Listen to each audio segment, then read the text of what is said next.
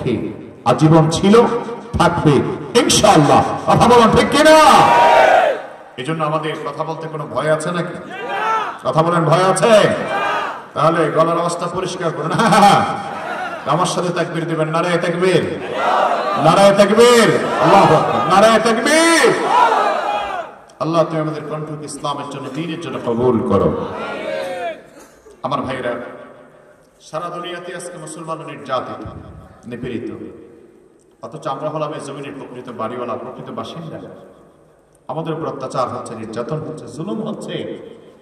এই জুলুম থেকে বেরিয়ে আসতে হলে প্রতিটা মুসলমানকে যার দিকে আসতে হবে সেটা হলো কোরআন এবং নবীজির সুন্নাহ। কোরআন অনুযায়ী, নবীর সুন্নাহ অনুযায়ী মুসলমান চলবে, পৃথিবীর সমস্ত বাতিল শক্তি মুসলমানদের কাছে মাথা নত করতে বাধ্য হবে। বলুন ঠিক কিনা? আল্লাহ রাব্বুল আলামিন বলেন, ও পৃথিবীর মানুষেরা, ও পৃথিবীর ঈমানদারেরা, দুনিয়ার জিন্দেগিতে তোমাদের চলার জন্য, বোঝার জন্য আমি আল্লাহ তাআলা তোমাদের জন্য যে সংবিধান দান করলাম, যে সংবিধান তোমাদের জন্য আমি আল্লাহ তাআলা দান করে দিলাম, ওই সংবিধান হলো পবিত্র কোরআন। সুবহানাল্লাহ। মুসলমানদের জন্য আল্লাহ তাআলা সংবিধান দান করলেন কোরআন। এই কোরআনের ব্যাপারে আল্লাহ তাআলা বড় সুন্দর করে আলোচনা করেছেন। দুনিয়ার সব মুসলমানদের জন্য সংবিধান আল্লাহ একটাই করে দিয়েছেন, সেটা হলো আল্লাহর পবিত্র কোরআন। আল্লাহ বলেন, দুনিয়ার মানুষের লিখিত সংবিধান পরিবর্তন হতে পারে, কিন্তু আমি আল্লাহর কোনদিন, আমি আল্লাহর কোরআন, আমি আল্লাহর সংবিধান কোনদিন পরিবর্তন হবে না। আল্লাহর কালাম কখনো পরিবর্তন হবে না, কেউ পরিবর্তন করতে পারবে না, পারবে না। যদি আল্লাহর কালামের কেউ পরিবর্তন করতে চায়, কোরআনের গায়ে হাত দিতে যায়, আল্লাহ বলেন ওই বেঈমানকে শাস্তি করার জন্য কারো সহযোগিতার প্রয়োজন নাই, আমি আল্লাহ একাই যথেষ্ট হয়ে যাব। আল্লাহ রাব্বুল আলামিন কোরআনে কারীমে বলেন, কোরআনকে আমি আল্লাহ নাযিল করলাম, কত ক্ষমতাওয়ালা আমি আল্লাহ। তানজিলুল কিতাবি মিনাল্লাহিল আজিজিল হাকীম।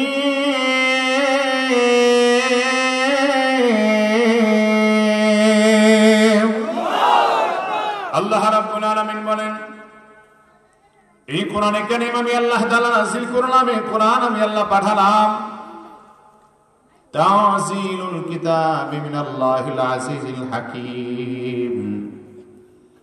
আল্লাহ বলেন, এই কোরআন আমি আল্লাহ পাঠালাম যিনি মহাপরাক্রমশালী, যিনি মহাবিজ্ঞানময়, এই জগতের সবচাইতে মহাপরাক্রমশালী, ক্ষমতাওয়ালা সবচাইতে কে? জোরে বলেন কে? আস্তে বলবেন না, জোরে বলেন কে? আমার আল্লাহ কত ক্ষমতাওয়ালা, কত ক্ষমতাওয়ালা।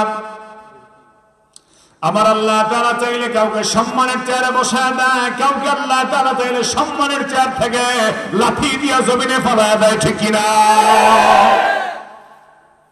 দুনিয়ার জমিনে যারা বাহাদুরি করেছে তারা বেশি দিন টিকতে পারে নাই। ফেরাউন দুনিয়ায় চিরকাল টিকতে পারে নাই, নমরুদ চিরকাল টিকতে পারে নাই। আবার বাংলাদেশেও যারা 41 সালের টার্গেট নিয়েছে, এখন থেকে 24 সালে হয়ে গেছে। কথা বলেন ঠিক কিনা? তার মানে সব ক্ষমতার মালিক কে? তুমি পারো করতে মোছন অভাবে দুঃখী লোকের, তুমি পরম মুক্তিদাতা, মালিকে জগতের। তোমার পথে চললে সবাই আসবে যে সুদিন, তোমার দয়ায় পূর্ণ আমার সারা নিশিদিন। আল্লাহ তুমি দয়ার সাগর, বলেন আল্লাহ তুমি রহমান রহিম, তোমার দয়ায় পূর্ণ আমার সারা নিশিদিন। আল্লাহ বলেন, দুনিয়ার মানুষেরা, আমি আল্লাহ তো এমন এক ক্ষমতাওয়ালা, আমি আল্লাহ হলাম এমন এক আজিজ, এমন এক ক্ষমতাওয়ালা, যত বড় বেঈমান, যত বড় নাফরমান দুনিয়ার জমিনে আমি আল্লাহর সাথে গাদ্দারি করেছে, নাফরমানি করেছে, আল্লাহ ওদেরকে ধ্বংস করার জন্য ছোট ছোট প্রাণী আমি আল্লাহ প্রস্তুত করে দিয়েছি। ওরাই হলো আমার পক্ষ থেকে পাঠানো বাহিনী। আল্লাহ তাআলা আব্রাহাকে ধ্বংস করার জন্য আবাবিল পাখি পাঠায় দিলেন। ছোট ছোট, একেবারে ছোট ছোট কণা নিয়ে, সরিষার দানার মতো কণা নিয়ে আবাবিল পাখি জমিনে আগমন করেছে আল্লাহর পক্ষ থেকে। আব্রাহার বাহিনী ধূলিসাৎ হয়ে গেছে। আব্রাহার বাহিনীকে আল্লাহ তাআলা চিরদিনের জন্য ধূলিসাৎ করে দিলেন। আল্লাহ বলেন আমার ক্ষমতা হলো এমন, দুনিয়ার মানুষ ক্ষমতায় যাওয়ার জন্য নির্বাচন লাগে, কিন্তু আমি আল্লাহ ক্ষমতাওয়ালা, আমার ক্ষমতার জন্য নির্বাচন লাগে না, নির্বাচন লাগে না। কেউ আমার পক্ষে থাকলেও আমি সবচাইতে বড় ক্ষমতাওয়ালা, কেউ আমার পক্ষে না থাকলেও আমি আল্লাহ সবচাইতে বড় ক্ষমতাওয়ালা, ঠিক কিনা?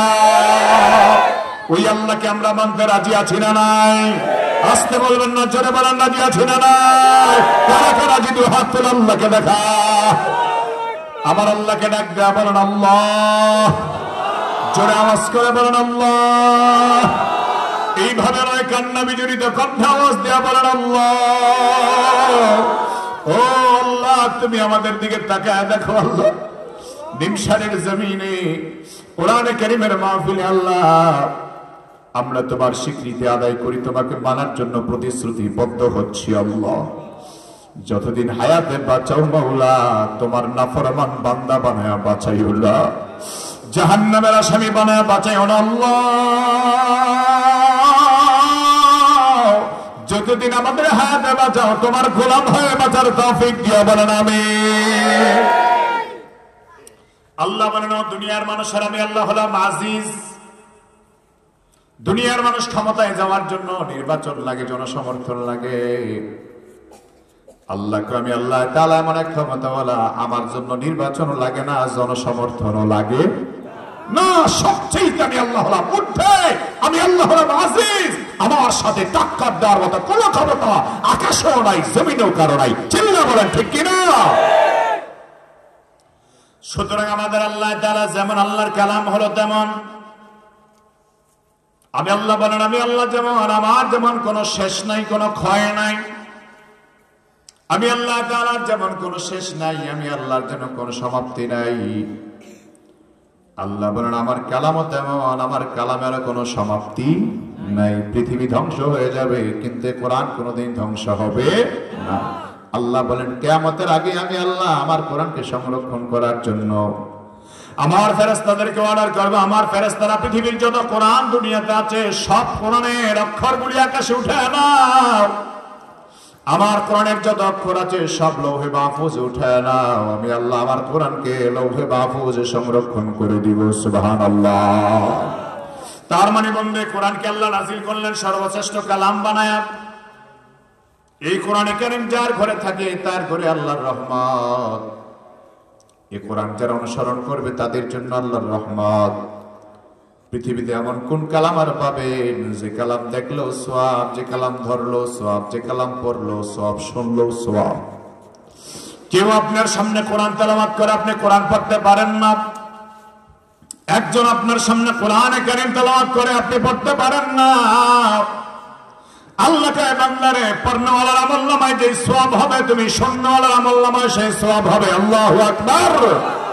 আমার কথা আল্লাহ বলেছেন وَإِذَا قُرِئَ الْقُرْآنُ فَاسْتَمِعُوا لَهُ وَأَنصِتُوا لَعَلَّكُمْ تُرْحَمُونَ।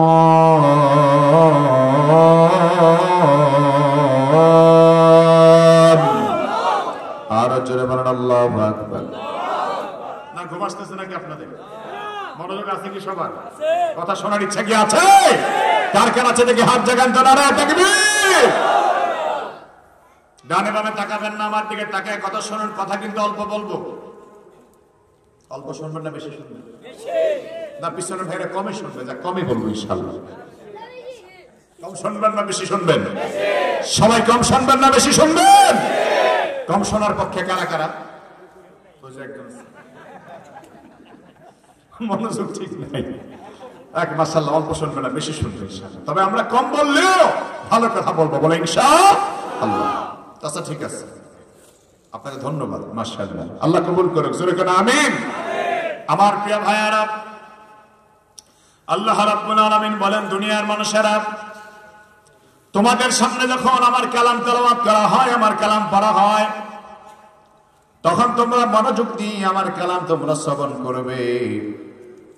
আমার কালাম তেলাওয়াত হলে কোনো কথা বলবে না, কোনো আওয়াজ করবে না, হট্টগোল করবে না, চুপচাপ তোমরা থাকবে। চুপচাপ থাকার পরে তোমরা আমার কালাম যখন শুনবে, লাআল্লাকুম তুরহামুন, আল্লাহ বলেন তোমাদের উপর আমি আল্লাহ আসমান থেকে রহমত পাঠায় দিব। সুবহানাল্লাহ। দুনিয়ার জমিন আল্লাহর কোরআনের মজলিস হলো সবচেয়ে রহমতের মজলিস। এই কোরআনের মজলিস এমন রহমতের মজলিস, এমন বরকতের মজলিস, যতক্ষণ আপনি কোরআনের মজলিস পাঠায় দিবেন কে? আমার বন্ধুগণ, এই জন্য দুনিয়ার জমিনে যত মজলিস আছে, যত তন্ত্র আছে, যত মন্ত্র আছে, দুনিয়ার জমিনে যত রাজনৈতিক মঞ্চ আছে, আপনারা দেখবেন হাঙ্গামা লাগে, চেয়ার দিয়া বাইরে বাড়িও চলে। কিন্তু কোরআনের মাহফিল এমন এক মাহফিল যেখানে একজন আলোচনা করে হাজার হাজার লাখ লাখ মানুষ শোনেন। এদেশের জমিনে শ্রেষ্ঠ একজন মুফাসসির ছিলেন আল্লামা দেলোয়ার হোসেন সাইদি রাহমাতুল্লাহি আলাইহি, ঠিক কি না? যার ইন্তেকালের খবর শোনার পরে দেশের মানুষরা কেঁদেছে, আকাশ কেঁদেছে, বাতাস কেঁদেছে, এদেশের গাছ পর্যন্ত আমার মনে হয় আল্লাহর প্রিয় বান্দা প্রিয় গোলামের জন্য আল্লাহর দরবারে দরখাস্ত করেছে, ঠিক কি না? ওই আল্লামা যখন তাফসীর করতেন, ওনার তাফসীর মাহফিলে হাজার হাজার লাখ লাখ লোক ওনার আলোচনা শুনত। একজন মানুষ কথা বলতেন, পিনপতন নীরবতা বিরাজ করে, সবাই শুনত, কোনো আওয়াজ নাই, বরং কথা বললে কথা শোনার পরে দেখা যেত মানুষের চোখগুলি অশ্রুতে, চোখের পানিতে, চোখের পাতায় সল সল সল সল করতেছিল। তার মানে একজন আলোচকের আলোচনা শোনার জন্য লক্ষ মানুষের চোখের পানি আসে, সেটার নাম হলো আল্লাহর কোরআনের আলোচনা, ঠিক কিনা? তার মানে বন্ধু, দুনিয়ার মজলিস গুলো হামামান, গানের মধ্য বলেন, গানের মজলিস বলেন, নাচের মজলিস বলেন, হট্টগোল আছে, আওয়াজ আছে, কিন্তু কোরআন এমন এক কালাম, এমন এক কালাম, যেই কালামের আলোচনা শুনতেই মনে চায়, শুনতেই মনে চায়। কখনো কোরআনের আলোচনা শুনলে খারাপ লাগে না, ঠিক কিনা? দুনিয়ার মজলিসে আমরা যখন বসি, গানের অনুষ্ঠান বলেন, নাটকের মঞ্চ বলেন, সব মঞ্চগুলির মধ্যে যেমন গানের অনুষ্ঠানে হট্টগোল হয়, আওয়াজ হয়, কিন্তু কোরআনের মজলিসগুলি শান্তিপূর্ণ হয়। এটাই আমাদেরকে একটা মেসেজ দেয়, সেটা আগামী দিনের জন্য। এই মেসেজটা আমাদের বড় দরকার। এই মেসেজ আমাদেরকে দেয়, কোরআনের পরিবেশ হলো শান্তির পরিবেশ। মসজিদে যখন যায়, কোরআনের আলোচনা হয়, সবাই নীরব, একমাত্র জ্বলে যারা মুনাফিক। আসতে বলবেন না, জোরে বলেন, ঠিক কি না? তবে মুনাফিকের জ্বললে অনেক সময় কোনো কথা বলতে পারে না। দুনিয়ার জমিনে কোরআনের পরিবেশ আমাদেরকে একটা মেসেজ দেয়, একটা সিগন্যাল আমাদেরকে দেয়। কোরআনে কারীমের মজলিসে একজন আলোচনা করলে হাজার মানুষ শুনতে থাকে, লক্ষ মানুষ শুনতে থাকে, পিনপতন নীরবতা বিরাজ করে চলতে থাকে। তার মানে আমাদেরকে মেসেজ দেয়, দুনিয়ার সাধারণ অন্য তন্ত্র মন্ত্র, দুনিয়ার গান বাদ্য, অশ্লীলতা, বেহায়াপনার পরিবেশ মানুষের মধ্যে একতাবদ্ধতার সৃষ্টি করে না। একমাত্র কোরআনের পরিবেশ পৃথিবীতে একতাবদ্ধের মেসেজ দেয়, একাগ্রতার মেসেজ দেয়, শান্তির মেসেজ দেয়, ঠিক কিনা? কেমন করে দেয়? একজন আলোচকের আলোচনা যেমন সবাই শোনে, মনোযোগ থাকি, খুব বেশি অ্যাটেন্টিভলি হয়ে মনোযোগী হয়ে কোরআনের কথা শোনে, এটা আমাদেরকে মেসেজ দেয়। এই দুনিয়ার শান্তির সমাজ গঠন করতে হলে এই কোরআনটাকে সামনে নিয়ে চলতে হবে, তাহলে পৃথিবীর জমিনে শান্তি আসবে। জয় বলেন, ঠিক কিনা? আর পৃথিবীর জমিনে শান্তি আসবে যদি তন্ত্রমন্ত্রের দিকে যাও, মনোপ্রচিত মতবাদের দিকে যাও। আল্লাহর কসম করে বলে মুসলমান, পৃথিবীর জমিনে যত আধুনিকতা আসবে, অশান্তি আসবে, বেহায়াপনা আসবে, শান্তি কখনো আসতে পারে না। এই শান্তির জন্য কোরআনকে আগে রাখার দরকার আছে না নাই? আসতে বলবেন না মুসলমান, জোরে বলেন, আছে না নাই? সব তন্ত্র মন্ত্রের পিছনে লাথি মেরে আল্লাহর কোরআনকে সামনে নিয়ে একদাস হতে চাই, বাংলার সূর্য দেখতে চাই। কোরআনের সূর্য কারা কারা চাই? দু হাত তুলে আল্লাহকে দেখা। নারায়ে তাকবীর, নারায়ে তাকবীর। আল্লাহ পাক যেন দেশটাকে কোরআনের দেশ বানায় দেয়, জোরে কান আমিন। আমার প্রিয় ভাইয়ারা, এই জন্য কোরআন আছে যেখানে রহমত আছে, এই জন্য কোরআনের আলোচনা আছে যেখানে রহমত আছে, সেখানে কোরআনের আলোচনা যেখানে হয় সেই জায়গাটাকে আল্লাহ তাআলা রহমত এবং ভরপুর দ্বারা ভরপুর করে দেয়। এই জন্য আমার বন্ধু, কোরআনের সাথে এমন সংস্পর্শ রাখা দরকার। আমরা আমাদের আল্লাহকে দেখি না, আমাদের মনিবকে আমরা দেখি না। আমাদের মনিবকে না দেখলেও মনিবের কালাম আমাদের সামনে আছে। রাত্রে যখন গভীর হয়ে যায়, দুনিয়ার সব মানুষ যখন ঘুমায় পড়ে, তখন আমি আপনি যদি আল্লাহর কালামটা সামনে নিয়ে কোরআন পড়ি, কি মজা লাগবে, কি মজা লাগবে। যে পড়বে সেই বুঝবে। এই জন্য আমার বন্ধুগণ, কোরআনকে হৃদয় থেকে ভালোবাসার দরকার আছে না? সমাধান চাও যদি জীবনে মরণে, ফিরে যাও খুঁজে দাও চোখ রাখো কোরআনে। ঠিক না? তবেই পাবে সুখ শান্তির ঠিকানা, তবেই পাবে সুখ শান্তির ঠিকানা, যদি মেনে নাও তুমি মনে প্রাণে। সমাধান চাও যদি জীবনে মরণে, ফিরে যাও খুঁজে দাও চোখ রাখো কোরআনে। আমার ভাইয়েরা, কোরআনকে আল্লাহ তাআলা এত সুন্দর করে বিন্যস্ত করলেন, এত সুন্দর করে আল্লাহ তাআলা সাজিয়ে দিলেন। দুনিয়ার যত চ্যালেঞ্জওয়ালারা, যত গবেষকরা, যত বিজ্ঞানীরা গবেষণা করেছে, যত গবেষকরা চ্যালেঞ্জ দিয়েছে, সব গবেষকের গবেষণা, সকলের চ্যালেঞ্জ এক জায়গায় সমাপ্ত হয়ে যায়। সেটা আল্লাহর কোরআনের সামনে আসলে সব চ্যালেঞ্জ ধূলিসাৎ হয়ে যায়। কোরআনে কারীম নিয়ে যারা গবেষণা করে, যারা কোরআন নিয়ে গবেষণা করে, তারা আল্লাহর কালামকে দেখতে চায়। কোরআনের মধ্যে কোনো ভুল নাই, কোনো ভুল নাই, কোনো ভুল নাই। আল্লাহর কালাম হলো সবচেয়ে শ্রেষ্ঠ কালাম, যেই কোরআনের মধ্যে কোনো ভুল নাই, যেই কোরআনের মধ্যে কোনো ভুল হতে পারে না। ঠিক কিনা? ওই কোরআনে আল্লাহ তাআলা 114টা সূরা আল্লাহ আমার আপনার জন্য নাযিল করে দিলেন। 114টা সূরার মাঝে 14 নম্বর সূরা আমি তেলাওয়াত করলাম, যে সূরার নাম হলো সূরা ইব্রাহিম। ইব্রাহিম আলাইহিস সালামের নামে আল্লাহ যে সূরা কোরআনে নাযিল করে দিলেন, সূরা ইব্রাহিম থেকে আমি আপনাদের সামনে কিছু কথা বলবো ইনশাআল্লাহ। মুসলমান মুসলিম মিল্লাতের জাতির পিতার নাম কি? বলেন ইব্রাহিম আলাইহিস সালাম। বলেন ইব্রাহিম। মুসলমান মিল্লাতের জাতির পিতার নাম কি? সবাই বলেন কি নাম? মিল্লাত আবিকুম ইব্রাহিম হুয়া সাম্মাকুমুল মুসলিমিন।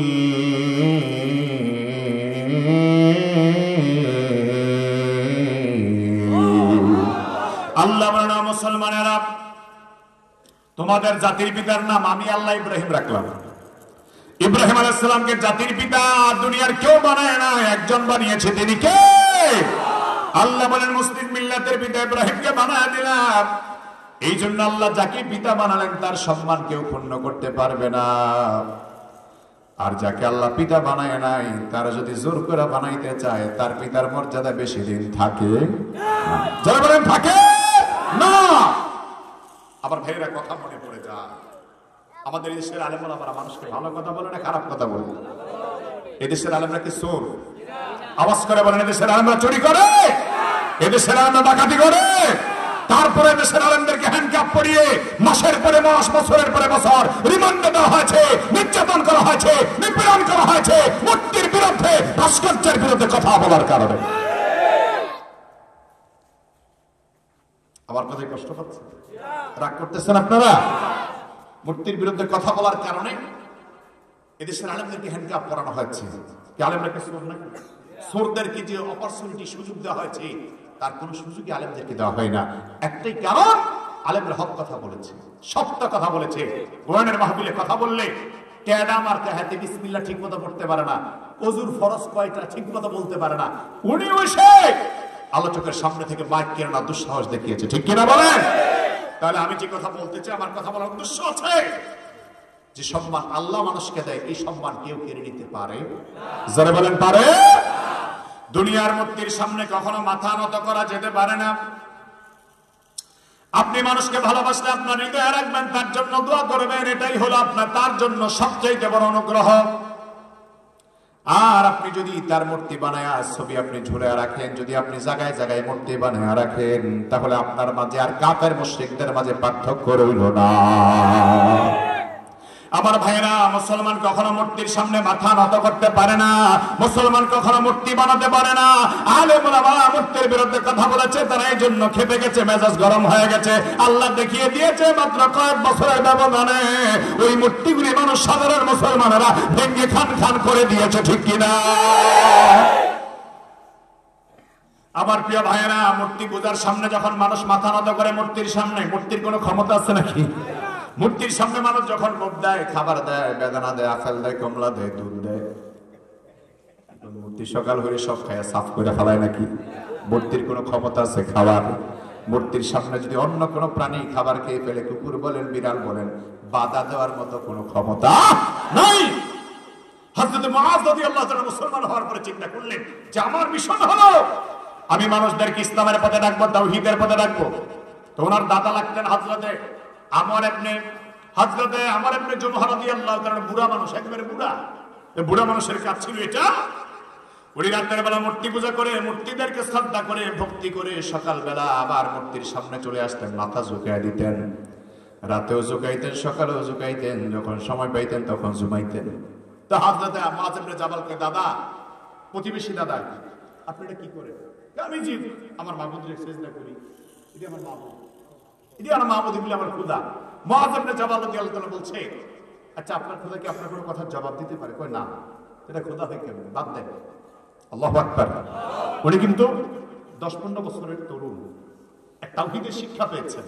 মুআয ইবনে জাবাল রাদিয়াল্লাহু তাআলা বলছে, এটা বাদ দেন, এক আল্লাহর সিজদা করেন, এক আল্লাহকে ডাকেন, জোরে করে সুবহানাল্লাহ। ওই বয়োবৃদ্ধ মানুষটা বলে, তুমি তোমার কাজ করো, আমি আমার কাজ করি। বাপ দাদা করে গেছে, আমি ছাড়তে পারবো না। আমার বাপ দাদার আমল আমি ছাড়তে পারবো না, তোমারটা তুমি করো, আমারে বাধা দিও না। মুআয ইবনে জাবাল বলে, তাহলে তারে কেমনে বোঝানো যায় এটা যে আসল খোদা নয়, এটা যে আসল খোদা নয়, এটা যে হুদা। এটা খোদা না, এটা কি? এটা কি হুদা?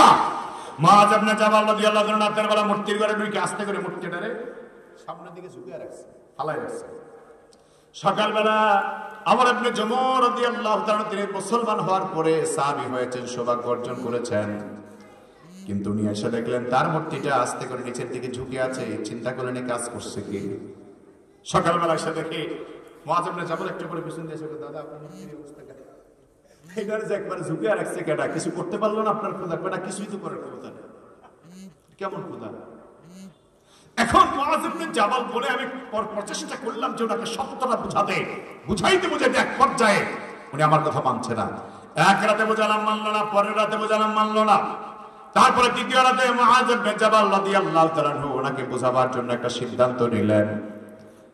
ওই মুআয ইবনে জাবাল রাদিয়াল্লাহু তাআলা দেখলেন বারবার যখন মূর্তিকে সামনের দিকে ঝুঁকায় রাখা হয়, এই মূর্তিকে সামনের দিকে ঝুঁকায় রাখার কারণে মুআয ইবনে জাবাল তাকে দেখতে পায়। আমর ইবনে জুমহ তারা বিরক্ত হয়ে পড়ল।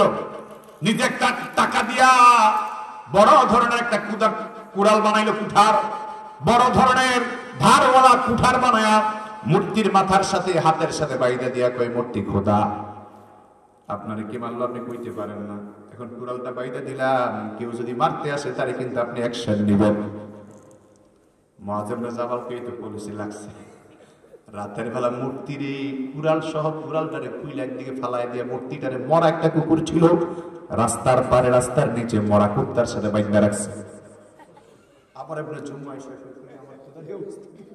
আমার খোদার এই অবস্থা, হায় হায়, কুড়াল এক জায়গায়, মূর্তি আরেক জায়গায়, কুত্তার লগে বাইন্দা রাখছে, মরা কুত্তাটাও। আল্লাহু আকবার বলেন না? ওনাকে বুঝাইতেছেন সত্যটা, তাওহীদ বুঝাইতেছেন, জোরে করে আল্লাহু আকবার। এখন আমার মূর্তির অবস্থা কি করলো? এটা মুআয রাদিয়াল্লাহু তাআলা সাথে কি বলবেন, দাদা আপনি কাজ করতেছেন, ব্যাপারটা কি? মুআয, এই কাজ তুমি করছো? বলে আপনার খোদার জিগার কি করছে? আপনার খোদারে কোন কি করছে? বলে বেটা আমার খোদা তো কথাই কইতে পারে না, এটা খোদা না, আসলে তো এটা হুদা। ও মুআয, আমি বুঝতে পেরেছি সত্যটা, দুনিয়ার কোন মানুষের সামনে আমি আর মাথা নত করব না, মূর্তির সামনে আর মাথা নত আমি করব না, আমি এক আল্লাহর গোলাম হয়ে বাকি জিন্দেগি যাপন করব। চিল্লা করে আল্লাহু আকবার। আমার প্রিয় ভাইয়েরা, এখন মূর্তি পূজা যারা করেন তারা মূর্তি বানায় নিজের হাতে মাথা নত করে। তো আপনি মুসলমান, আপনিও যদি মূর্তি বানান, আপনিও যদি ঘরের মধ্যে ঝুলে রাখেন, আপনি যদি রাস্তায় রাস্তায় বানায় রাখেন, তার মানে মূর্তির প্রতি আপনার দুর্বলতা, আপনার শ্রদ্ধা আছে। এই শ্রদ্ধা ইসলাম কখনো সমর্থন করে না, ইসলাম কখনো সমর্থন করে না, ঠিক কিনা? আমার প্রিয় ভাইয়েরা, প্রিয় বন্ধুরা, এই জন্য আল্লাহ রাব্বুল আলামিন দুনিয়ার সব মানুষদেরকে লক্ষ্য করে বলেন, ও দুনিয়ার মানুষেরা, তোমাদের জন্য আমি আল্লাহ তাআলা কোরআনুল কারীম দান করে দিলাম। কোরআনকে এত সম্মান দিয়া পাঠাইলাম, এত মর্যাদা দিয়া পাঠাইলাম, যেটার জন্য ইব্রাহিম পয়গম্বর অনেক কষ্ট করেছেন ইসলামের জন্য। ইব্রাহিম আলাইহিস সালাতু ওয়াস সালাম মূর্তির বিরুদ্ধে কাজ করেছেন, এক আল্লাহর পক্ষে কাজ করেছেন, মূর্তির বিরোধিতা করেছেন, এক আল্লাহর তাওহীদের পক্ষে কাজ করেছেন। এক আল্লাহর তাওহীদের পক্ষে কাজ করার কারণে ইব্রাহিম পয়গম্বর জেলখানায় গিয়েছে, ইব্রাহিম পয়গম্বর আগুনে ঝাঁপ দিয়েছে, ইব্রাহিম পয়গম্বর অনেক পরীক্ষায় দুনিয়ার জমিনে পড়তে হয়েছে, ঠিক কিনা? তো আমাদের মুসলিম মিল্লাতের পিতার নাম কি ভুলে গেছেন আপনারা? বলেন ইব্রাহিম আলাইহিস সালাম।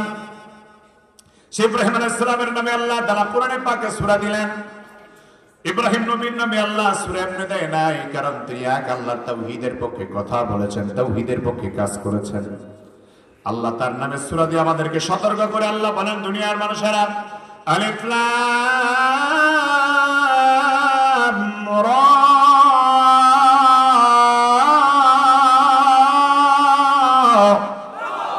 আল্লাহ সূরা ইব্রাহিমের প্রথম আয়াত দিলেন, আলিফ লাম রা। দুনিয়ার সব মানুষদেরকে আল্লাহ ছেলে ছড়ে দিয়ে বলছেন, দুনিয়ার মানুষেরা, আমি আল্লাহ হরফে মুকাত্তাআত দিলাম, বিচ্ছিন্ন শব্দ দ্বারা আয়াত দিলাম। সব মুফাসসির একমত পোষণ করেছেন এসব আয়াতের ব্যাপারে কেউ ব্যাখ্যা করতে পারে না, একমাত্র ব্যাখ্যা আল্লাহ তাআলাই জানে। তারপর আল্লাহ বলেন, আমি আল্লাহ কোরআনকে নাযিল করলাম, তোমাদেরকে কারণটা বলে দিলাম, ভালো করে শুনে নাও। কিতাবুন আনজালনাহু ইলাইক, কিতাবুন আনজালনাহু ইলাইকা লিতুখরিজান নাসা মিনাজ যুলামাতি ইলান নার। আমি আল্লাহ কোরআন নাযিল করে দিলাম, মানুষ যেন অন্ধকারে না থাকে, আলোর পথে আসে। চিল্লায়ে বলেন আল্লাহু আকবার। আল্লাহ বলেন, সে আলো হলো আমার আল্লাহর পক্ষ থেকে আলো, বিইজনি রাব্বিহিম ইলা সিরাতিল আজিজিল হামিদ। আল্লাহ বলেন, সে আলো হলো আমি আল্লাহর পক্ষ থেকে আলো। আমি আল্লাহর আলোর দিকে যেন চলে আসে, তাওহীদের দিকে যেন চলে আসে, আমি আল্লাহর হুকুম যেন মানতে পারি, এজন্য আমি আল্লাহ কোরআন দান করে দিলাম। আল্লাহ বলেন, কোরআন হলো আলো, কোরআন হলো আলো। কোরআন কখনো অন্ধকার হতে পারে না।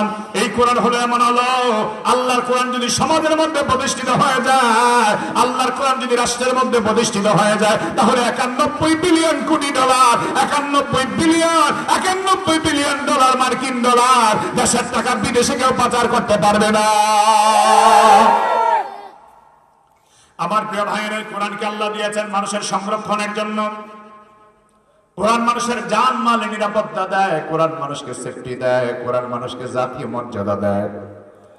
এই কোরআন কারীম এমন এক কালাম যে কোরআনের পথে আসলে মানুষ আলোর পথ পেয়ে যায়। জোরে কোন আল্লাহু আকবার। দুনিয়ার জমিনে বড় বড় বিজ্ঞানী আছে, তারা কোরআন নিয়ে রিসার্চ করে দেখেছে কোরআনের মধ্যে কোনো ভুল নাই। ডক্টর ইউসুফ আল্লাহর কালামের একটা আয়াত নিয়ে গবেষণা করে কালিমা পড়ে মুসলমান হয়েছে। আমেরিকার হাজার হাজার প্রতিদিন শত শত আল্লাহর বান্দা বান্দী কালিমা পড়ে মুসলমান হচ্ছে। একজন গায়ক আছেন, তার নাম হচ্ছে, গায়িকা আছেন যার নাম হলো জেনিফার লোপেজ। ইউটিউবে সার্চ করলে আপনি পাবেন। ওই জেনিফার লোপেজ আল্লাহর কালামের তেলাওয়াত শুনে গান বাদ্য ছেড়ে দিয়া মুসলমান হয়ে এখন কোরআন তেলাওয়াত করে। চলে বলেন আল্লাহু আকবার। বিশ্বজুড়ে যাওয়ার দরকার নেই। 1984 সালের কথা আমি আপনাদেরকে বলছি বন্ধু। 1984 সালে এই ভারতের জমিনে একজন মহাপণ্ডিত ছিলেন, মহাজ্ঞানী ছিলেন। তার নাম হলো ডক্টর শিবশক্তি মহারাজ। এই ডক্টর শিবশক্তি মহারাজের জীবনী পড়ে আমি অনেক রাত, অনেক দিন পর্যন্ত ভাবনায় পড়ে গেলাম। ডক্টর শিবশক্তি মহারাজ উনি এত বড় পণ্ডিত ছিলেন, পৃথিবীর 11টা বড় বড় ধর্মের উপরে ডক্টরেট ডিগ্রি করেছেন, পিএইচডি করেছেন। 11টা ধর্মের উপরে পিএইচডি করার পরে তার মনের মধ্যে একদিন চলে আসলো, পৃথিবীর এত বড় বড় ধর্মের উপরে পিএইচডি করলাম, আমি ইসলাম সম্পর্কে কিছুই জানলাম না, এটা সম্পর্কেও জানা আমার দরকার। তিনি ইসলাম সম্পর্কে জানতে আরম্ভ করলেন, কোরআন সম্পর্কে জানতে আরম্ভ করলেন, আল্লাহর কালাম সম্পর্কে জানতে পারে। একদিন রাতের বেলা তার স্ত্রীকে ডাক দিয়ে বলে, বেগম রে, আমি এত বড় পিএইচডি হোল্ডার হলাম, কোরআন নিয়ে রিসার্চ আমার শেষ হয়েছে, ইসলাম নিয়ে গবেষণা আমার শেষ হয়েছে। সব গবেষণার পর আমি জানতে পারলাম আল্লাহর কালাম হলো শ্রেষ্ঠ, আল্লাহর কালাম হলো শ্রেষ্ঠ, ইসলাম হলো শ্রেষ্ঠ ধর্ম। এখন বেগম তুমি আমার কি বলো, তুমি আমার পরামর্শ দাও। বেগম কর, আপনার আমি কি পরামর্শ দিব, আপনার তো জ্ঞানের কোনো অভাব নাই। বেগম ডাকতে বলে, যদি আপনি ইসলাম ধর্ম গ্রহণ করতে চান, আমি আপনার সাথে কালিমা পড়বো, আমি আপনার সহযোগী হয়ে যাব। সুবহানাল্লাহ। আমার ভাইয়েরা, শিব শক্তি মহারাজ চিন্তা ভাবনায় পড়ে গেলেন। এত বড় ধর্ম পণ্ডিত, এত বড় ধর্মগুরু কি করে কালিমা পড়বেন, কার কাছে গিয়ে কালিমাটা পড়বেন? ভাবতে ভাবতে তিনি স্বপ্নের মধ্যে পড়ে গেলেন। সাংবাদিকদেরকে সাক্ষাৎকারে তিনি তার জীবনীটা আলোচনা করেছেন আর বলছেন, স্বপ্নের মধ্যে একদিন রাতের বেলা তিনি দেখতে পান আগুন তার পিছন দিকে থেকে দৌড়াইতেছে, বড় বড় সাপ বিচ্ছু তারা দৌড়াইতেছে। সাপের তারা খেয়ে, আগুনের তারা খেয়ে উনি সামনের দিকে দৌড়াইতেছেন। আগুন থেকে বাঁচার জন্য সামনের দিকে যত দূরে সম্ভব দৌড়াইতেছেন, সামনের দিকে চলে যাচ্ছেন। হঠাৎ করে হোঁচট খেয়ে পড়ে গেলে সাপ বিচ্ছু তার আক্রমণ করার জন্য সুযোগ পেয়ে গেল। হঠাৎ করে তাকে দেখতে পেলেন, হঠাৎ করে তাকে দেখতে পেলেন কে যেন একজন হাত বাড়ায় দিয়ে বলছে, আল্লাহর বান্দা আমাকে ধরো, আমাকে ধরো, তোমার কেউ কিছু করতে পারবে না, তোমার কেউ কিছু করতে পারবে না। শিব শক্তি মহারাজ বলে, আমি স্বপ্ন যুগে তাকে দেখলাম লোকটাকে, আমি জিজ্ঞেস করলাম আপনি কে, আমারে বাঁচাবার জন্য তাড়াতাড়ি আসলেন। তিনি বলেন, আমি আর কেউ নয়, আমি আর কেউ নয়, তুমি গোপনে গোপনে যার প্রেমে পড়ে গেল, আমি সেই আরবের নবী, বিশ্ব জগতের নবী মুহাম্মদুর রাসূলুল্লাহ। বলে, হ্যাঁ শিব শক্তি রে, আল্লাহর বান্দা, তুমি ইসলাম গ্রহণ করার জন্য সিদ্ধান্ত নিলে, কই যে ইসলাম গ্রহণ করবা, কার কাছে কালিমা পড়বা? আমি তোমার বোনের আবেগের কথা জানতে পেরেছি, আল্লাহর ফেরেশতাদের পক্ষ থেকে আমার কাছে নোটিফিকেশন এসেছে, তুমি আমার জীবনী পড়ো, তার খবর আমার কাছে আছে। কার কাছে কালিমা পড়বা, কারো কাছে কালিমা পড়তে হবে না। আমি মদিনার নবী স্বপ্নে যুগে এসেছি তোমার কালিমা পড়ায় দেওয়ার জন্য। সুবহানাল্লাহ। নবীজি কালিমা পড়ালেন, কালিমা পড়াবার পরে সবক দিলেন। সবকটা পাওয়ার পরে তিনি আল্লাহর নবীর জবানের দিকে তাকিয়ে আছেন, সুন্দর চেহারা মোবারকের দিকে তাকিয়ে আছে।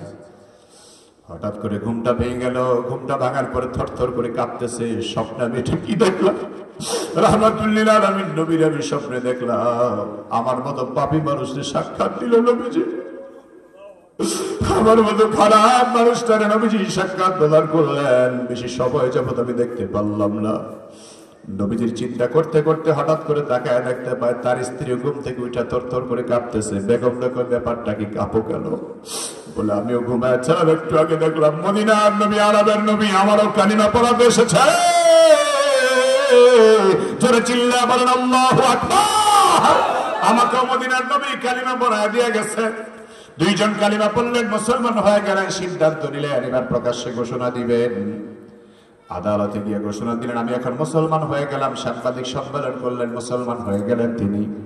যেই মাত্র করছে সাথে সাথে ভারতের বিরুদ্ধে, ভারত জুড়ে ওনার বিরুদ্ধে প্রতিবাদ মিছিল আরম্ভ হয়ে গেছে। কারণ স্বার্থ যেখানে শেষ হয় সেখানে আর বন্ধুত্ব থাকে না, ভালোবাসা থাকে না। আমার ভাইয়েরা, যার পায়ের সামনে পড়ে থাকতেন ভারতের রাষ্ট্রপ্রধানেরা, এখন তার বিরুদ্ধে লিপ্ত হয়ে পড়ল। যেই মাত্র বিরুদ্ধে লিপ্ত হয়ে পড়ল, উনিও সিদ্ধান্ত নিলেন যেই দেশের মধ্যে ইসলাম ধর্ম গ্রহণ করলে আমি দেশে থাকতে পারবো না, ওই দেশ আমার কোনো দরকার নাই। তিনি বাধ্য হয়ে যাযাবরের জীবন যাপন করলেন। নিজের জীবনের সব সম্পদগুলি বিসর্জন দিলেন। সর্বপ্রথম মক্কাতুল মুকাররমায় গেলেন। খানায় কাবার দরজার সামনে দাঁড়ায় আল্লাহকে ডাক দেয়া বলে, আল্লাহ ও দয়ার মালিক আল্লাহ, তুমি আমার মালিক, তুমি আমার মাবুদ। তোমাকে পাওয়ার জন্য, তোমাকে বোঝার জন্য, তোমাকে জানার জন্য আল্লাহ আমি আমার বাপ দাদার সব ভিটামারি শেষ করলাম, ধন সম্পদ আমি বিসর্জন দিলাম। আয় আল্লাহ তাআলা, তোমার দরবারে আমি আশ্রয় চাই। দুনিয়ার কারো সাহায্য আমার কোনো দরকার নাই। তুমি আমাকে তোমার রহমতের দরজা থেকে কখনো বিতাড়িত করে দিও না আল্লাহ। রাসূলুল্লাহ রওজা পাকে গিয়া কাঁদে আর সালাম দেয়। জীবনটা যাযাবরের মতো কাটায় দিলেন। নিজের নামটা পরিবর্তন করে ইসলামুল হক নাম রাখলেন। সাংবাদিকরা একবার জিজ্ঞেস করে, হে স্যার, আপনি ইসলাম গ্রহণ করে কি পাইলেন? বাপদাদার ধর্ম ছাড়লেন, বাপদাদার সম্পত্তি ছাড়লেন, রাষ্ট্রীয় সম্মাননা ছাড়লেন। উনি বলে, আমি সব ছেড়েছি, আমার কোনো আপত্তি নাই, কিন্তু একটা জায়গায় আমার প্রশ্ন হলো, আমি কিয়ামতের ময়দানে জাহান্নামের আগুন সহ্য করতে আমি পারবো না, জাহান্নামের আযাবের ভয় আমার অন্তরে আছে, জাহান্নামের আযাব আমি সহ্য করতে পারবো না। ওই জাহান্নামের আযাবের ভয়ে আমি সব ছেড়ে দিলাম, একমাত্র ইসলাম ধর্ম গ্রহণ করলাম, কোরআন আমি গ্রহণ করে নিলাম। জাহান্নামের আগুন থেকে যেন আবার আল্লাহ আমারে বাঁচাবে। আমার প্রিয় ভাইয়েরা, প্রিয় বন্ধুরা, এই কোরআন হলো এমন কোরআন যে কোরআন শুধু আপনাকে দুনিয়াতেই শান্তির জায়গা দিবে না, দুনিয়ার জীবনে আপনি শান্তি পাবেন শুধু তাই নয়, বরং কোরআন হলো এমন এক কালাম যে কোরআন আপনার সাথে কবরেও যাবে, হাসরের ময়দানে আপনার সাথে দাঁড়াবে। আমার ভাইয়েরা, হাদিসে পাকের বর্ণনায় পাওয়া যায় কিয়ামতের ময়দান এত ভয়াবহ হবে, এত ভয়াবহ হবে, এত ভয়াবহ হবে। আল্লাহর হাবিব বলেন ইহশারুন নাস ইয়াওমাল কিয়ামাতি হুফাতান উরাতান গুরলা। কিয়ামতের ময়দান হবে এমন, দুনিয়ার কোন মানুষের পরনের মধ্যে কোনো কাপড় থাকবে না, দুনিয়ার কোন মানুষের পরনের মধ্যে কাপড় থাকবে না, দুনিয়ার কোন মানুষের পায়ের নিচে জুতা থাকবে না, দুনিয়ার কোন মানুষের খতনা থাকবে না, সবাই কিয়ামতের ময়দানে দাঁড়াবে। আল্লাহর হাবিব বলে কিয়ামতের ময়দানটা হবে তামার জমিন, তামার জমিন, তামার জমিন। ওই কিয়ামতের ময়দান এত ভয়াবহ হবে, ওই কিয়ামতের ময়দানে আল্লাহর সামনে কথা বলার ক্ষমতা কারো নাই, কারো নাই। ওই কিয়ামতের ময়দানে আল্লাহ পাক যাকে কথা বলার জন্য সুযোগ দিবেন তিনি আমার নবী, আপনার নবী, দু জাহানের কামলিওয়ালা নবী মুহাম্মদুর রাসূলুল্লাহ। যারা চিল্লায় বলেন আল্লাহু আকবার। আমার নবী কথা বলবেন, আল্লাহর সামনে দাঁড়ায় আল্লাহর নবী সুপারিশ করবেন, কথা বলবেন। নবীজির সুপারিশের পর আল্লাহ তাআলা স্পেশাল সুপারিশের পাওয়ার দিবেন এই কোরআনকে। জোরে কোন আল্লাহু আকবার। এই কোরআনকে আল্লাহ পাওয়ার দিবেন। আল্লাহর হাবিব বলেছেন আল কুরআনু ইয়াশফা'ু লিল্লাহ, আল কুরআন ওয়াস সিয়ামু ইয়াশফা'ু লিল্লাহ। কোরআন এবং রোজা কিয়ামতের ময়দানে বান্দার জন্য আল্লাহর আদালতে সাক্ষী দিবে। কোরআন ডাক দিয়ে বলবে রব্বি ইন্নী মানাতুহুন নাওমা বিল্লাহ। হায় আল্লাহ, আমি কোরআন এত বেশি মহব্বতের ছিলাম তোমার বান্দার কাছে, তোমার বান্দা রাতের বেলা ঘুমাইতে গেলে সবাই ঘুমায় গেলে তোমার বান্দা ঘুমাতো না, তোমার বান্দা কোরআনটা খুলে খুলে ঠান্ডা পানি দিয়ে ওযু বানায়া কোরআন তেলাওয়াত করতো। আল্লাহ, আমি কোরআনকে সে বুকের সাথে লাগাইতো, ঠোঁটের সাথে লাগাইতো, চুবা খাইতো। আল্লাহ, আমি কোরআনকে এত মহব্বত করতে, এত ভালোবাসতো। আল্লাহ, ওই কোরআন আমি তার সাইরে কেমনে চলে যাই, তার কেমনে জাহান্নামের দিকে ঠেলা দেই। আয় আল্লাহ, আমি কোরআন তার জন্য সুপারিশ করছি, তুমি তারে মাফ করে দাও। রোজাও ডাক দিয়া বলবে আল্লাহ, আমি রোজা তোমার বান্দা এত বেশি পছন্দ করেছে, আমি রোজাকে দিনের বেলা পানাহারে কষ্ট পেয়েছে তারপরে রোজা ভাঙে নাই, পানির যন্ত্রণায় কষ্ট পেয়েছে, পিপাসায় কষ্ট পেয়েছে তারপরেও রোজা ভাঙে নাই। আয় আল্লাহ, তোমার বান্দার জন্য আমি রোজাও সুপারিশ করতেছি। আল্লাহর হাবিব বলেন আল্লাহ তাআলা কিয়ামতের ময়দানে কোরআনের সুপারিশও কবুল করবেন, রোজার সুপারিশও কবুল করবেন। কোরআন ওয়ালা রোজা ওয়ালা বান্দাকে আল্লাহ তাআলা জান্নাতুল ফেরদাউসের মেহমান বানাবেন। সুবহানাল্লাহ। এই জন্য আমার ভাইয়ারা, এই কোরআন আমাদের জীবনের সঙ্গী বানাতে চায় কি চাই না? আসতে বলবেন না, জোরে বলেন চাই কি চাই না? আল্লাহকে সাক্ষী রেখে বলছি বন্ধু, দিন রাত পরিশ্রম করে ওলামায়ে কেরাম, দিনের কথা ওলামায়ে কেরাম মানুষদেরকে বুঝা বলার জন্য চেষ্টা করে। আমার ভাইরা, আজকের সমাজে দেখা যায় অনেক মানুষ না বুঝে আলেম ওলামাদের সমালোচনা করে, বদনাম করে। অথচ আপনারা দেখেছেন আজকে একটা গত রাতের বেলা বাংলাদেশের একজন উজ্জ্বল তারকা, আলেমদের মধ্যে একজন শিরোমণি আল্লামা ডক্টর আল্লামা শেখ আহমদুল্লাহ হাফিজাহুল্লাহর সাথে যিনি চলাফেরা করেন, বাংলাদেশের মধ্যে একজন নামকরা ইসলামী আলোচক, গবেষক ডক্টর, আমার ভাইরা, ডক্টর সাইফুল্লাহ মৌলানা সাইফুল্লাহ, তিনি এমন ভাবে অ্যাক্সিডেন্টে আহত হয়েছেন, বাঁচে কিনা তার সন্দেহ হয়ে গেছে। এমন ভাবে অ্যাক্সিডেন্ট করেছে, তার গাড়ি পিছন দিক থেকে রাতের বেলা এমন ভাবে ধাক্কা দিয়েছে, ধাক্কার কারণে তার এমনটা বেশি পরিমাণ ক্ষতি হয়ে গেছে। আমার ভাইয়েরা, চোখের দিক থেকে তিনি আঘাতপ্রাপ্ত হয়েছেন। সেই আঘাতের যন্ত্রণা, সেই আঘাতের তীব্রতা নিয়ে হসপিটালে ভর্তি হয়েছেন। সামান্য চিকিৎসা শিখে আবার তাকে ঢাকায় নিয়ে আসা হয়েছে। ওলামায়ে কেরাম দিন রাত পরিশ্রম করে, কষ্ট করে কোরআনের পক্ষে কথা বলে। আমার ভাইয়েরা, কত আলেমদেরকে ডাকাতে ধরে, কত আলেম কত জায়গায় নির্যাতিত হয়, নিপীড়িত হয়, কত আলেম কত জায়গায় অ্যাক্সিডেন্টের শিকার হয়। একটাই মাত্র কারণ, এই কোরআনের খেদমত করে যেন মানুষগুলাকে আল্লাহওয়ালা বানানো যায়, জান্নাতি বানানো যায়, ওই কল্পনা মাথায় নিয়ে দেশের আলেম সমাজ বহু আগ থেকেই কোরআনের খেদমত করে যাচ্ছে, ঠিক কিনা? আব্দুল হাই সাইফুল্লাহ ভাই এদেশের বর্ষিয়ান আলেম দ্বীন অ্যাক্সিডেন্টে কলিজা কেঁপে উঠেছে। আমার ভাইয়ের এদেশের অন্যতম প্রতিভাবান আলেম ছিলেন আইনুদ্দিন আল আজাদ রাহমাতুল্লাহ। উনি অ্যাক্সিডেন্টে দুনিয়া থেকে চলে গেছেন। আলেম আমাদের বদনাম করা সহজ ভাই, আলেমদের সাথে থাকলে বুঝবেন কি কষ্টটা করতে হবে। আপনারা মাহফিলে সবাই বাড়িতে ঘুমাবেন, বলেন এই রাস্তাঘাটে আল্লাহ ছাড়া আমাদের সঙ্গে আর কেউ থাকে না, কেউ থাকে না। আমার ভাইয়ের আলেম ওলামারা মানুষের খেদমতের জন্য, হেদায়েতের জন্যই কাজ করে। তবে ইখলাসটা যদি পূর্ণতা থাকে, তাকওয়া যদি পূর্ণ থাকে, আল্লাহ পাক ওই আলেমের কথা অবশ্যই হেদায়েত জাতিকে দিবেন। কথা বলেন ঠিক কিনা? আমাদের মধ্যে কিছু ভাইয়েরা আছেন যারা অতিমাত্রায় আবেগী হয়ে আমাদের বদনাম করছে। মোটা অঙ্কের টাকা বাজেট করে, মোটা অঙ্কের টাকা বাজেট করে। আমি শুরুতে বলে নেই, একজন আলোচক আলোচনা করবে, অনেক দূর থেকে আসবে, খরচ আছে, সময়ের ব্যাপার আছে, ওনাকে একটু সম্মানী দিতেই হবে। কথা বলেন ঠিক কিনা ভাই? কথাটা খুব মনোযোগ দিয়ে শুনবে, সম্মানী দিতে হবে। এদেশে সিঙ্গার যারা, গায়ক যারা, নায়ক যারা, ওদেরকে সম্মানী দিতে আমরা কম দেই না। এদেশে অজপাড়া গায়ে রাস্তার পাড়া দাঁড়ায় দাঁড়ায় নর্তকী গান দেয়া 7 লাখ 10 লাখ টাকা নিয়ে যাইত। এরকম নর্তকী আছে না নাই? আসতে বলবেন না, ছেড়ে বলেন না, ছেড়ে আলেমদেরকে যদি হারিয়ে দিতে যায়, গাড়ি ভাড়া অনেক সময় হয় না, আমাদের কষ্ট। অবশ্যই মানুষ কিছুটা সচেতন। কোন কোন জায়গার কথা বলছি, বেশিরভাগ জায়গায় ইহতারাম করে, সম্মান করে। একজন আলোচক দূর থেকে আসলে কিছুটা আলোচনা করে নিতে পারে, জানতে পারে হালাতটা। আমি দূর থেকে আসবো, সময় মূল্যায়ন আছে, আপনার একটু বিবেচনা করি। কিন্তু তার বলে 1 লাখ টাকা, 70,000, 80,000 টাকা অ্যাডভান্স পাঠাতে হবে, এই যুক্তিটা আমার বিবেকে ধরে না। আপনাদের বিবেকে ধরে না? কথা ভালো করে বলেন, ধরে নাকি? এটা আমার বিবেকে ধরে না। একজন মানুষের চলতে গেলে কয় টাকা লাগে, কত হাজার লাগে, কত লাখ লাগে। আল্লাহ আমাদেরকে হেদায়েত দান করুক, বলেন আমিন। সাম্প্রতিক সময়ে এভাবেই আমাদের দুইজন আলোচক অনেক ধরনের বড় ধরনের সমস্যায় পড়েছে। সারা দেশ সমালোচিত হচ্ছে, কয়েকজনের কারণে গোটা আলেম সমাজ প্রশ্নবিদ্ধ হচ্ছে। আওয়াজ করে বলেন ঠিক কিনা? ওনাদের জন্য হেদায়েতের দোয়া করা দরকার। ওনাদেরকে যতই বুঝাই বুঝতে চায় না। আল্লাহদেরকে হেদায়েত দান করুন। আল্লাহ পাক এই জাতির আলেমদেরকে হেদায়েত দান করুন। তাকওয়া অন্তরটাকে ভরপুর করে দেখছো কেন? আমিন।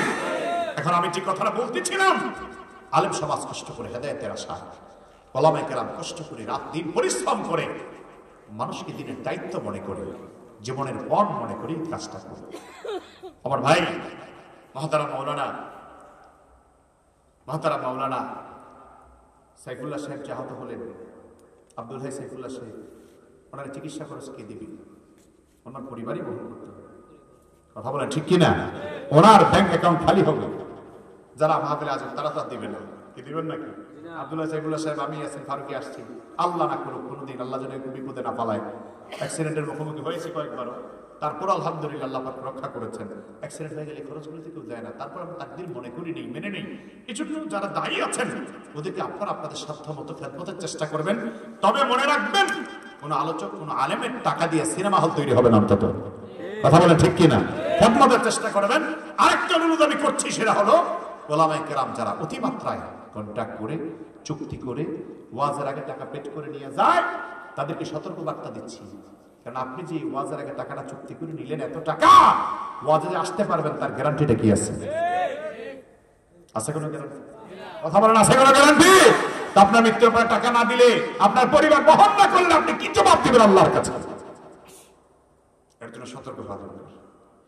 আমার ভাইরা কথাগুলি বলছে মনের আবেগে, আপনারা রাগ করেছেন, অসন্তুষ্ট হয়েছেন, কষ্ট পেয়েছেন?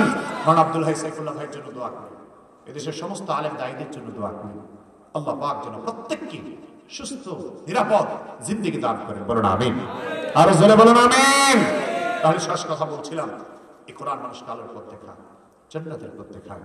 আপনার সন্তানকে কোরআনওয়ালা বানাবেন তো ইনশাআল্লাহ আপনার সন্তানের হৃদয়টা আলোতে আলোকিত হবে। আমরা আজকে চোখের আলো চাই, মনের আলো চাই না। চোখের আলো চাই, মনের আলো চাই না। মনটাকে অন্ধ করে রাখি, চোখের আলো চাই, চাকচিক্যতা চাই, সৌন্দর্যতা চাই। এই জন্য আমাদের সন্তানগুলি ভালো হয় না। এই জন্য সন্তানকে চোখের আলো, হৃদয়ের আলো দিতে হলে কোরআনের আলো দিতে হবে। জোরে বলেন ঠিক কিনা? আল্লাহ পাক যেন আমাদের সন্তানগুলিকে কোরআনওয়ালা বানায় দেয়। জোরে বলেন আমিন। আর জোরে বলেন আমিন।